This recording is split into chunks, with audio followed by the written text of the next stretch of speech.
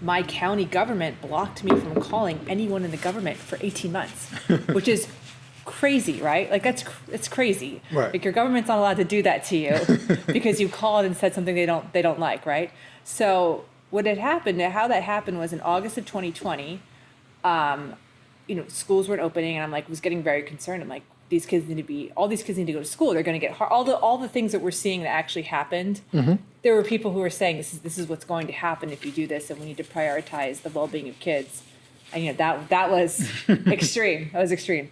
So I remember I left a message. I had called my county commissioner. Now this is a public number. This is like literally the job of a politician, right? Right. And you're a politician, especially at the local level. Your job is to listen to your constituents and try and give feedback. I mean, theoretically, you're a public servant, okay? So I had called the county commissioner's office one time in August, and I know this because I have my phone records.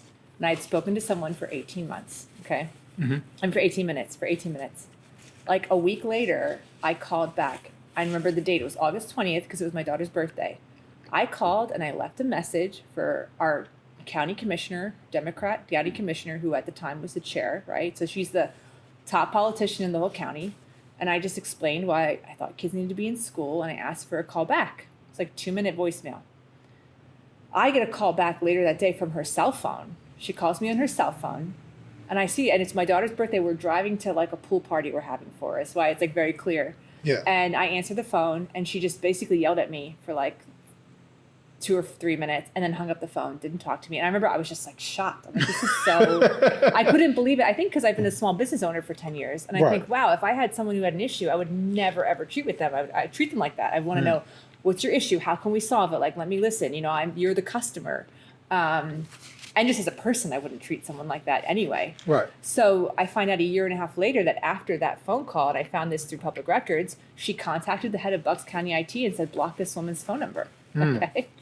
So for 18 months, now during that 18 months, I actually got physically assaulted by a Democrat politician at a rally. So I had to call the DA's office. I couldn't call the DA's office. And I never knew why, because I'm a normal person. My first thought wasn't maybe they blocked me. It was like, oh, maybe something's wrong with the number I have, right? Right. I couldn't contact emergency services. Like, it's really problematic. So when they found out, when I discovered this 18 months later, they confirmed that I was correct. They had blocked my phone number. And then instead of apologizing, they made up a story.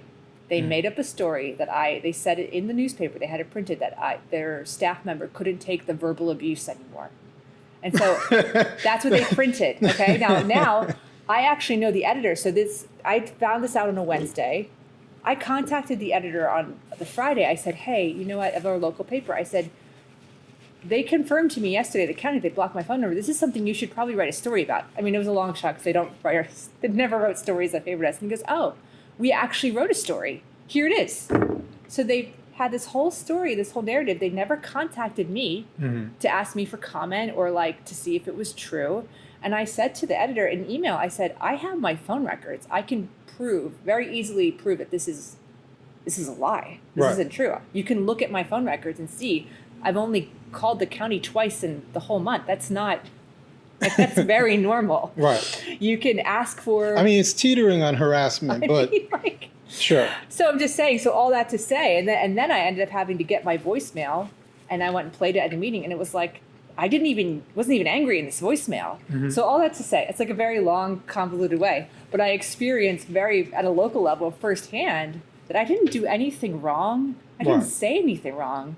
And they just made something up, printed it in the newspaper, and here it's just, it's defamatory to my character. They didn't fact check it. And when I said, hey, this is a lie, they still said, we're going to print it anyway.